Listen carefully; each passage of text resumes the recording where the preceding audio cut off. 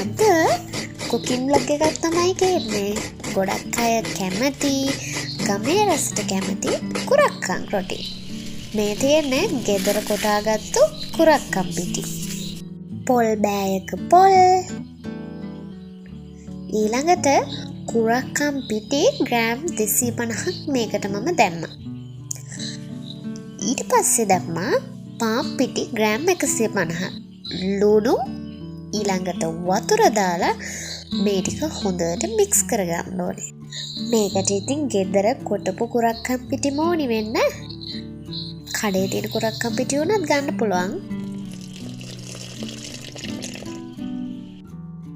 ඔන්න ඉතින් අපේ තොන්දනාට ඇති ප්‍රමාණයට මේ ටික වෙන් කරගෙන දැන් ඉතින් පුච්ච ගන්න තමයි තියෙන්නේ. අපි මේක පුච්ච ගන්නේ දර ලිපේ. එතකොට තමයි නියම ගමේ රස එන්නේ. ඉතින් මේක හදන්නේ කෙසෙල් කොලේ. ඔයාලත් හදලා බලන්නකෝ එහෙම කොහොමද රස කියලා. රොටි එක මේ විදිහට කෙසෙල් කොලේට දාද්දී වතුර ටිකක් වැඩිපුර උඩින් දාන්න ඕනේ. මොකද කුරක්කන් ටික තැම්බෙන්න ඕනේනේ. ඒ වගේම පොල් වැඩිපුර දාන්න ඕනේ. නැත්තම් මේ රොටි වල හයිය ගතිය වැඩි වෙනවා. ඉතින් අපි දැන් රොටි ටික හදාගෙන ඉවරයි. රොටි කන්න අද අපි හදාගත්තේ චිකන් හොදි.